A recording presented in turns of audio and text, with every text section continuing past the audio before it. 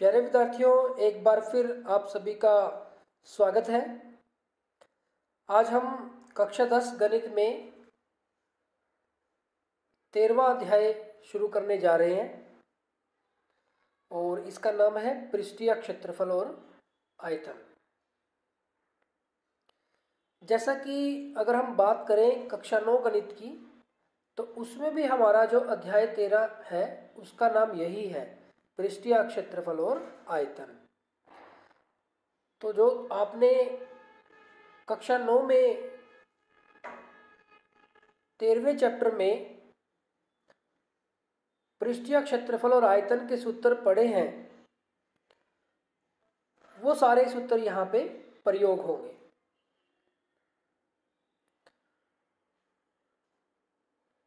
कुछ भी नया नहीं है इसके अंदर, बस जो आपने 9वीं कक्षा में पढ़ा है उस स्टडी को थोड़ा सा इंक्रीज कर दिया, उसका लेवल थोड़ा सा बढ़ा दिया गया है। क्योंकि आप अब कक्षा 9 की बजाय कक्षा 10 में है, तो इसका लेवल थोड़ा सा बढ़ा दिया गया है। सारे के सारे सूत्र वही हैं, बस आपको थोड़ा सा ध्यान से प्रश्नों को हल करना है। तो आइए देखते हैं कि कक्षा 10 में जो 13वां चैप्टर है पृष्ठीय क्षेत्रफल और आयतन, वो कक्षा 9 के मुकाबले वो किस तरह से अलग है। तो शुरू करते हैं। अध्याय 13 पृष्ठीय क्षेत्रफल और आयतन। तो अगर हम कक्षा 9 की बात करें, प्यारे बच्चों, हमने कक्षा 9 में पृष्ठीय क्षेत्रफल और आयतन ज्ञात करना सीखा था विभिन्न प्रकार के ठोसों का, जिसमें विशेष रूप से घनाभ का पृष्ठीय क्षेत्रफल और आयतन, बेलन का पृष्ठीय क्षेत्रफल और आयतन, शंकु का पृष्ठीय क्षेत्रफल और आयतन, गोले का पृष्ठीय क्षेत्रफल और आयतन, और घनाभ के साथ साथ घन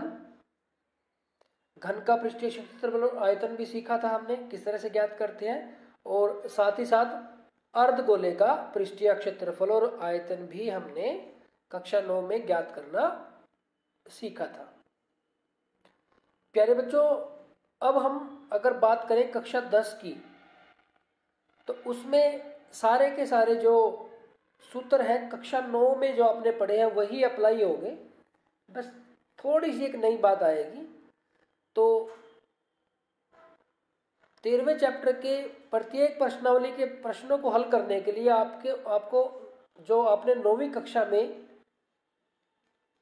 इन ठोसों के पृष्ठीय क्षेत्रफल और आयतन के सूत्र पढ़े हैं उनका प्रयोग करना है। तो आपको उनकी समझ होनी चाहिए और कौन सा सूत्र किस जगह पे प्रयोग किया जाना है इसकी समझ होनी चाहिए, और कौन सी ठोस आकृति को क्या कहते हैं गणितीय रूप में इसकी समझ होनी चाहिए।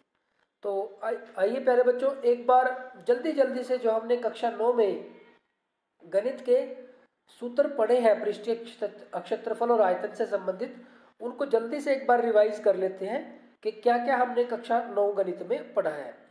तो प्यारे बच्चों, सबसे पहले हमने घनाभ के बारे में पढ़ा था। तो घनाभ, हमारे पास बहुत सारी आकृतियां होती हैं जो घनाभ के आकार की होती है, जैसे जूते का डिब्बा, आपकी जो गणित की पाठ्य पुस्तक है, या एक कमरा, ये घनाभ आकार का होता है। तो इसका पृष्ठीय क्षेत्रफल क्या होता है? घनाभ का पृष्ठीय क्षेत्रफल ये होता है 2 ब्रैकेट के अंदर, यानी कि 2 गुना में LB। L का मतलब लंबाई, B का मतलब चौड़ाई, और H का मतलब ऊंचाई। तो यहाँ पे हमारे पास ये लंबाई, चौड़ाई और ऊंचाई से संबंधित है। तो L हमारे पास लंबाई, B हमारे पास चौड़ाई और H हमारे पास ऊंचाई। तो घनाभ का पृष्ठीय क्षेत्रफल हो गया हमारे पास 2 गुना में, ये ब्रैकेट के अंदर है, इसका मतलब ये गुना है LB मतलब लंबाई गुना में चौड़ाई, प्लस BH का मतलब चौड़ाई गुना में ऊंचाई, प्लस HL का मतलब ऊंचाई गुना में लंबाई। यानी कि कई बार हम इसको इस तरह से भी लिख सकते हैं कि 2 गुना में,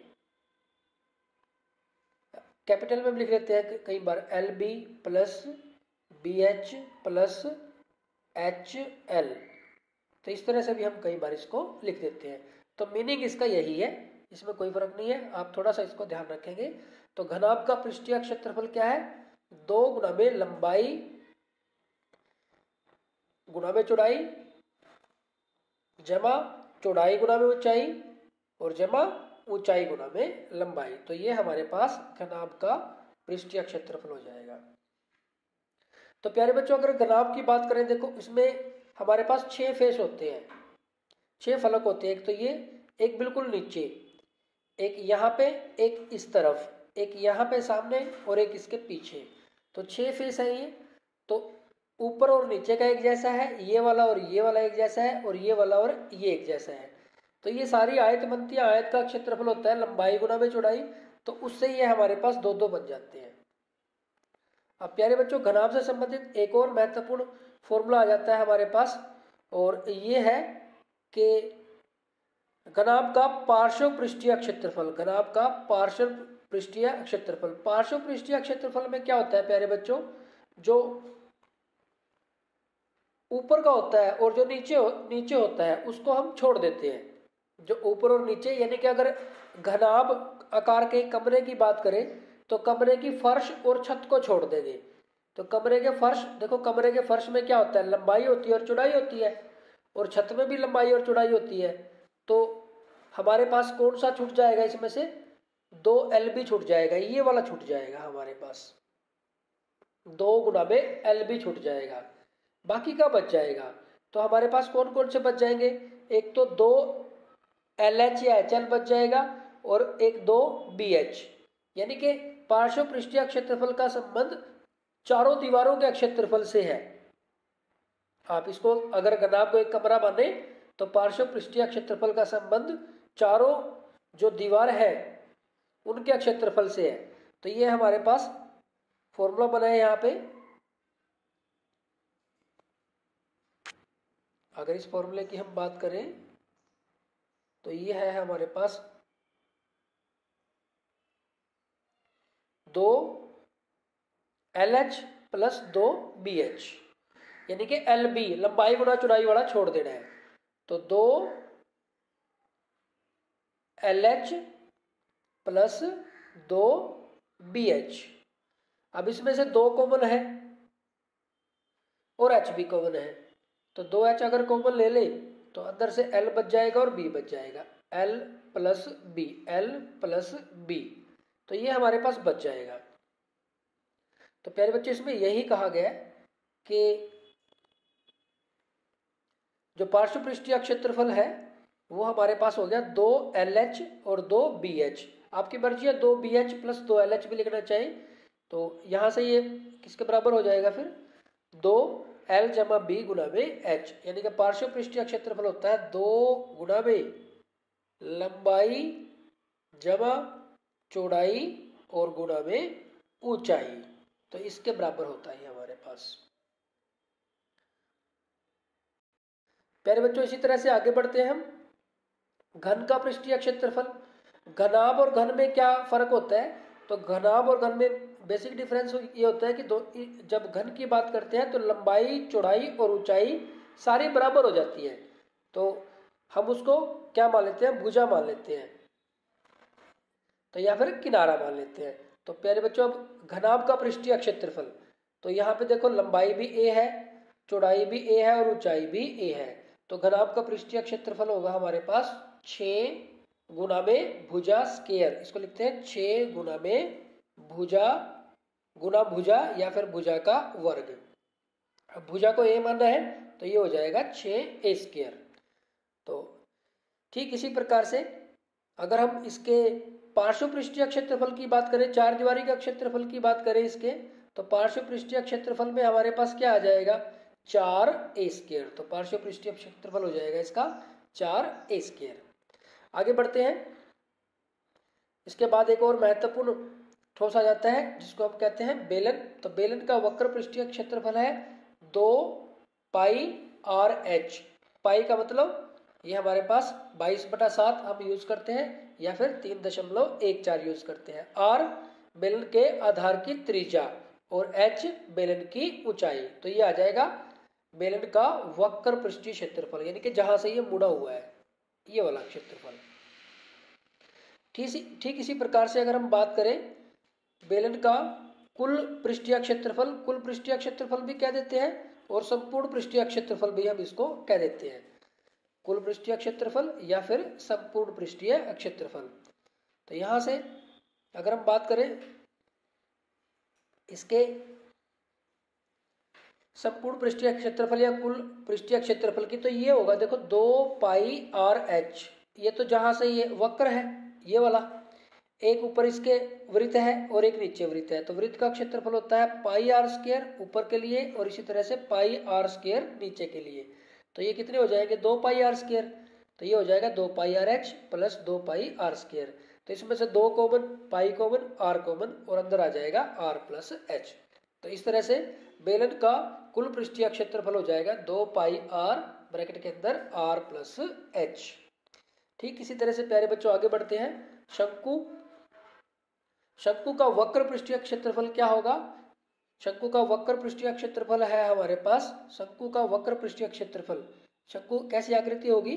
जैसे अगर हम बात करें शंकु के लिए, तो शंकु जैसे एक बर्थडे कैप होती है या एक जोकर की टोपी होती है, तो ये शंकु होगा हमारे पास। तो शंकु का वक्र पृष्ठीय क्षेत्रफल है पाई आर एल। आर का मतलब है इसके आधार की त्रिज्या ये, और एल का मतलब है तिरछी ऊंचाई, एल ये है हमारे पास, और एच का मतलब है ऊंचाई। और शंकु का संपूर्ण पृष्ठीय क्षेत्रफल या कुल पृष्ठीय क्षेत्रफल क्या होगा? एक तो वक्र पृष्ठीय क्षेत्रफल ये वाला पाई आर एल प्लस ये जो आधार पे वृत्त बना हुआ है, तो ये वृत्त का क्षेत्रफल क्या होता है पाई आर स्क्वायर। तो pi r l plus pi r square, तो इसमें से पाई कॉमन है और आर कॉमन है, अंदर आ जाएगा एल प्लस आर। तो शंकु का संपूर्ण पृष्ठीय क्षेत्रफल या कुल पृष्ठीय क्षेत्रफल हो जाएगा पाई आर ब्रैकेट के अंदर एल प्लस आर। अब यहाँ पे प्यारे बच्चों क्या है हमारे पास? जो आर है वो आधार की त्रिज्या है, एच है वो ऊंचाई है, और एल है हमारे पास वो तिरछी ऊंचाई है। प्यारे बच्चों आपको इसमें एक बात और ध्यान रखनी है कि यहाँ से देखो आर एच और एल में क्या संबंध है। यहाँ पे हम आप देखें तो ये एक समकोण त्रिभुज बन जाती है, यहाँ पे ये वाली एक समकोण त्रिभुज बन जाती है। तो इसमें समकोण के सामने वाली जो भुजा होगी वो कर्ण होगी, तो इसके सामने वाली जो भुजा होगी वो कर्ण होगी, यानी कि एल हमारा कर्ण है। तो हम कह सकते हैं कि एल स्क्वायर किसके बराबर होता है? R square plus H square के बराबर होता है। तो एल का मान कितना आ जाएगा? वर्गमूल R square plus H square.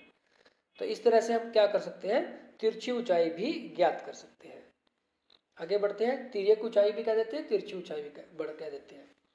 आगे बढ़ते हैं।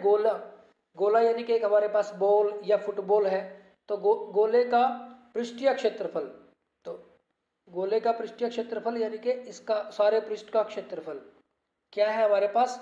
4 पाई आर स्क्वायर। प्यारे बच्चों ध्यान रखोगे कि गोले का जो वक्र पृष्ठीय क्षेत्रफल है और जो गोले का संपूर्ण, वो दोनों बराबर होते हैं। प्यारे बच्चों ध्यान रखोगे कि गोले का जो वक्र पृष्ठीय क्षेत्रफल है और जो संपूर्ण पृष्ठीय क्षेत्रफल है वो दोनों ही सेम होते हैं। किसके बराबर होते हैं? 4 पाई आर स्क्वायर के। क्योंकि गोले को अगर आप ध्यान से देखें तो ये सारी जगह से मुड़ा हुआ है, हर जगह से ये कर्व ही है, वक्र ही है। तो इसका वक्र और संपूर्ण या कुल एक ही बराबर होता है। तो दोनों के लिए हमारा फार्मूला क्या है? पाई आर स्क्वायर। तो यहाँ पे इसमें से कुछ नहीं लिखा हुआ, वक्र भी नहीं लिखा हुआ और कुल या संपूर्ण भी नहीं लिखा हुआ, क्योंकि दोनों एक ही बात है। पहले बच्चों आगे बढ़ते हैं। गोले के बाद हम पहुंच जाते हैं अर्धगोले पे। अब अर्धगोला, जब गोले को हम एक समतल के साथ बीच से 2 बराबर भागों में बांट देते हैं तो इस प्रकार जो हमें आकृति प्राप्त होगी वो क्या होगा? अर्धगोला होगा। तो जब हम गोले को 2 बराबर भागों में बांट लेते हैं तो हमें क्या प्राप्त होगा? अर्धगोला। तो अर्धगोले का वक्र पृष्ठीय क्षेत्रफल कितना होगा? देखो गोले का वक्र पृष्ठीय क्षेत्रफल था 4 pi r square, 4 pi r square. तो अर्धगोले का क्या होगा? इसका आधा हो जाएगा, तो ये आ गया हमारे पास 2 पाई आर स्क्वायर। ठीक इसी प्रकार से अगर अर्धगोले का वक्र पृष्ठीय क्षेत्रफल की बात करें तो हम ये होगा हमारे पास 2 पाई आर स्क्वायर।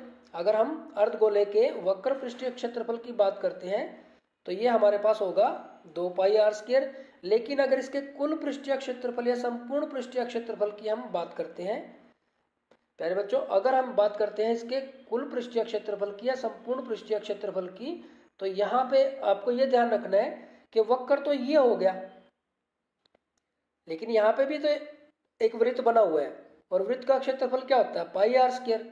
तो 2 पाई आर स्क्वायर में जब हम पाई आर स्क्वायर प्लस कर देंगे तो पाई आर स्क्वायर ये है, पाई आर स्क्वायर 2 और एक 3, तो संपूर्ण पृष्ठीय क्षेत्रफल हमारे पास क्या हो जाएगा, वो आ जाएगा हमारे पास 3 पाई आर स्क्वायर। तो ये आप इसमें थोड़ा सा ध्यान रखोगे कि गोले का कुल पृष्ठीय क्षेत्रफल या फिर संपूर्ण पृष्ठीय क्षेत्रफल ये हमारे पास क्या होगा 3 पाई आर स्क्वायर। आगे बढ़ते हैं, अब आ जाते हैं हम आयतन पे। तो जिस तरह से हम पृष्ठीय क्षेत्रफल ज्ञात करते हैं इसी तरह से हमने क्या आयतन ज्ञात किए थे। तो आयतन में अगर हम बात करें कि घनाभ के आयतन की, तो घनाभ का आयतन होगा लंबाई गुणा में चौड़ाई गुणा में ऊंचाई, यानी कि हम इसको कह सकते हैं L गुणा में B गुणा में H। ठीक इसी तरह से अगर हम बात करें घन की, तो घन में लंबाई चौड़ाई और ऊंचाई बराबर होती है, तो यहाँ पे हम उसको भुजा कह सकते हैं। तो घन का आयतन हो जाएगा भुजा गुणा में भुजा गुणा में भुजा, या फिर हम उसको किनारा कह देते हैं। तो घन का आयतन हो जाएगा हमारे पास क्या किनारा गुणा में किनारा गुणा में किनारा। तो उसको हम भुजा को या किनारे को ए माने तो ए गुणा में ए, तो 3 बार ए है हमारे पास, तो ये कितना हो जाएगा ए क्यूब हो जाएगा हमारे पास। प्यारे बच्चों आगे बढ़ते हैं। इसी तरह से बेलन के आयतन की बात करें तो बेलन के आयतन का हमारे पास फॉर्मूला है, बेलन का आयतन है पाई आर स्क्वायर एच। तो यहाँ से हमें बेलन का आयतन प्राप्त हो जाएगा। आगे बढ़ते हैं, शंकु का आयतन।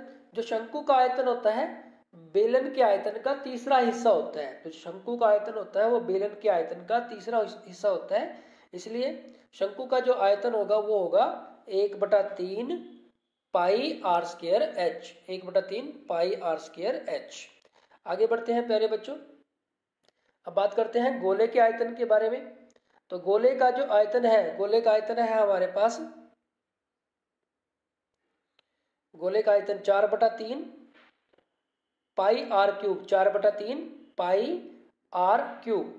और ठीक इसी तरह से अर्धगोले का आयतन अगर हमें ज्ञात करना है तो इसका आधा कर देंगे, 4/3 का कितना बन जाएगा 2/3, तो ये हो जाएगा 2/3 पाई आर क्यूब। तो प्यारे बच्चों यहाँ पे हमारे ये सूत्र थे जो हमने कक्षा 9 में पृष्ठीय क्षेत्रफल, ठोसों के पृष्ठीय क्षेत्रफल और आयतन को ज्ञात करने के लिए प्रयोग किए थे। तो ये हमारे पास टोटल 15 सूत्र हैं। आपको अच्छे से समझ इन सूत्रों की होनी चाहिए, साथ ही आपको याद भी होनी चाहिए, ताकि जो ठोस जिसका पृष्ठीय क्षेत्रफल या आयतन आपसे पूछा गया है आप जो उपयुक्त सूत्र है उसका प्रयोग करके ज्ञात कर सको। तो प्यारे बच्चों ये हमारे पास जो हमने कक्षा 9 में पढ़े थे। अब हम कक्षा 10 में क्या करेंगे। अब आप देखें कई बार आपने सड़क पे चलते हुए कुछ ऐसे ठोस देखे हैं जो आपको कुछ जाने पहचाने से लगते हैं, कुछ उनमें कुछ पार्ट ऐसा लगता है कि ये नहीं होता तो ये ऐसे होता। तो जैसे अगर हम बात करें एक ट्रक है जिसके पीछे एक बड़ा कंटेनर है, तो ये हमारे पास वो कंटेनर है, ये इसमें दूध पानी या कोई तरल लेके जा रहा है।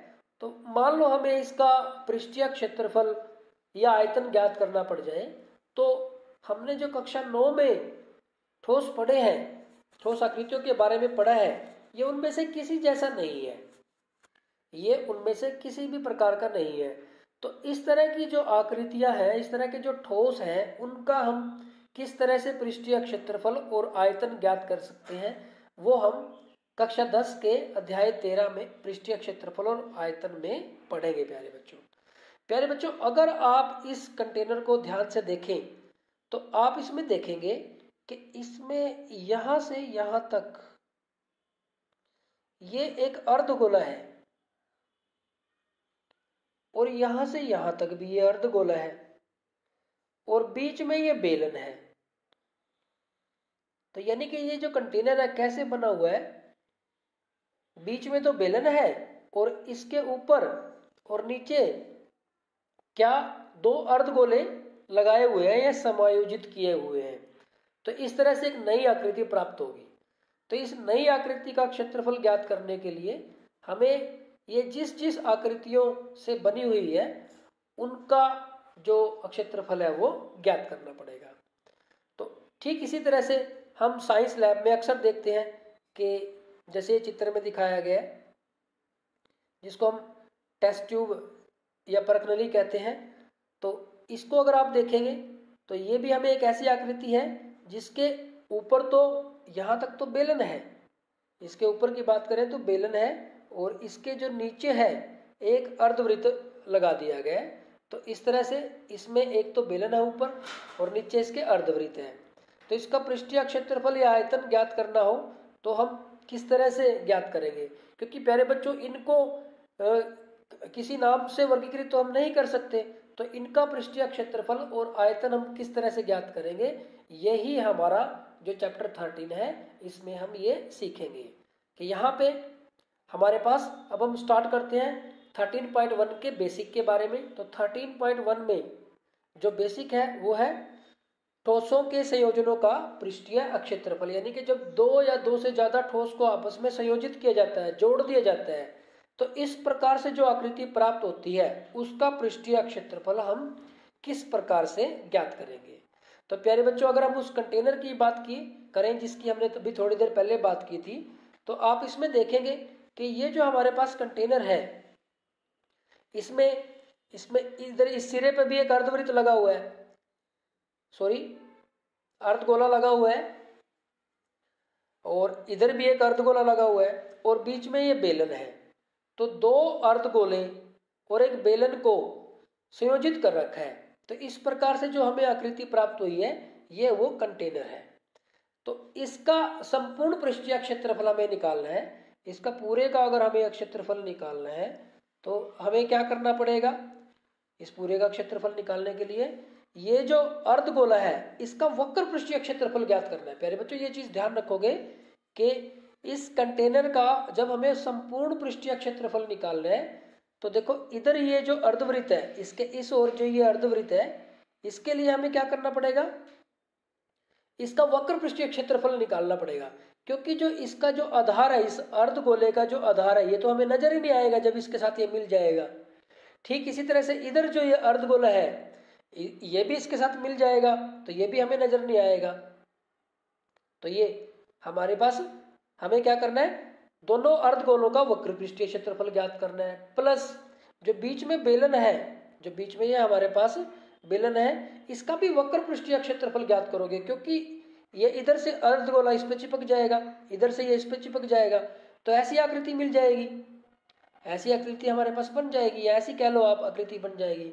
तो इसमें ये हिस्सा, इसका जो अर्धगोला है, इसका जो आधार है, या जो बेलन के आधार है, इधर वाला जो अर्धगोला इसका आधार है, ये तो हमें नजर नहीं आएंगे क्योंकि आपस में ये तो मिल जाएंगे, ऐसे बन जाएंगे।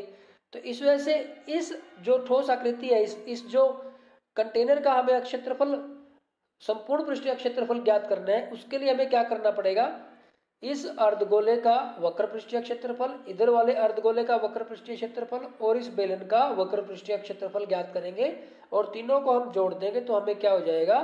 कंटेनर का जो संपूर्ण पृष्ठीय क्षेत्रफल है वो प्राप्त हो जाएगा। क्योंकि प्यारे बच्चों, आपको ध्यान रखना है कि कंटेनर का तो संपूर्ण पृष्ठीय क्षेत्रफल है, लेकिन जब हम इसको जोड़ेंगे तो ये आधार हमें नजर नहीं आएंगे, ये भी नजर नहीं आएगा, ये भी नजर नहीं आएगा, इधर से ये भी नजर नहीं आएगा, ये भी नजर नहीं आएगा, तो हमें तो ऐसी आकृति नजर आएगी। तो इस तरह से हमें क्या नजर आएगा? दोनों जो अर्धगोले हैं उनका वक्र पृष्ठीय क्षेत्रफल नजर आएगा, और जो बेलन है उसका भी वक्र पृष्ठीय नजर आएगा। दोनों अर्धगोले और बेलन का वक्र पृष्ठ क्षेत्रफल वक्र पृष्ठ नजर आएगा। तो हम क्या करेंगे? इनके वक्र पृष्ठीय क्षेत्रफल को ज्ञात करके उनको जोड़ देंगे, तो हमें जो कंटेनर है उसका संपूर्ण पृष्ठीय क्षेत्रफल प्राप्त हो जाएगा। तो इस प्रकार हम कह सकते हैं कि ठोस का संपूर्ण पृष्ठीय क्षेत्रफल, ठोस मतलब ये कंटेनर, क्या? एक अर्धगोले का वक्र पृष्ठीय क्षेत्रफल, फिर बीच में हमारे पास ये बेलन आ गया, बीच में हमारे पास ये बेलन आ गया, बेलन का वक्र पृष्ठीय क्षेत्रफल, और फिर हमारे पास दूसरे अर्धगोले का वक्र पृष्ठीय क्षेत्रफल। तो इस तरह से ठोस का संपूर्ण पृष्ठीय क्षेत्रफल हमें प्राप्त हो जाएगा। प्यारे बच्चों, ठीक इसी प्रकार से अगर हम एक और उदाहरण लें इसका, कि हमारे पास कोई खिलौना है और वो खिलौना कैसे बना हुआ है। वो खिलौना कुछ इस प्रकार से बना हुआ है कि उसमें ऊपर का जो हिस्सा है वो एक शंकु के आकार का है और नीचे का जो हिस्सा है वो एक अर्धगोले के आधार का है। और उन दोनों को इस तरह से आपस में मिलाएंगे हम। तो जब उन दोनों को हम मिलाएंगे तो हमारे पास ये आकृति प्राप्त हो रही है। तो प्यारे बच्चों, आप इसको ध्यान से देखें कि जब हमें ये आकृति प्राप्त हुई है तो हमें ना तो इसका ये हिस्सा नजर आ रहा अर्धगोले का और ना ही इस शंकु का ये हिस्सा नजर आ रहा। तो इनमें से दोनों में से कोई सा भी हिस्सा नजर नहीं आ रहा। तो जो खिलौना है उसका संपूर्ण पृष्ठीय क्षेत्रफल कैसे प्राप्त होगा? जो शंकु है उसका वक्र पृष्ठीय क्षेत्रफल प्लस जो अर्धगोला है उसका वक्र पृष्ठीय क्षेत्रफल, इन दोनों को जोड़ देंगे तो हमारे पास क्या आ जाएगा? खिलौने का संपूर्ण पृष्ठीय क्षेत्रफल आ जाएगा। तो प्यारे बच्चों, ये था हमारे पास प्रश्नावली 13.1 के लिए बेसिक। प्रश्नावली 13.1 और इसके बाद की जितनी भी प्रश्नावली है वो सारी की सारी बेहद मज़ेदार प्रश्नावली है, एग्जाम के हिसाब से भी बेहद इम्पोर्टेंट है। लेकिन प्यारे बच्चों, इन प्रश्नावलियों के प्रश्नों को हल करने के लिए आपको विभिन्न प्रकार के ठोसों की समझ होनी चाहिए, प्लस जितने भी सूत्र है ये आपको अच्छे से आने चाहिए ताकि आपको पता हो कि किस जगह पे कौन सा सूत्र अप्लाई करना है। तो आप सभी का बहुत बहुत धन्यवाद। Have a nice day.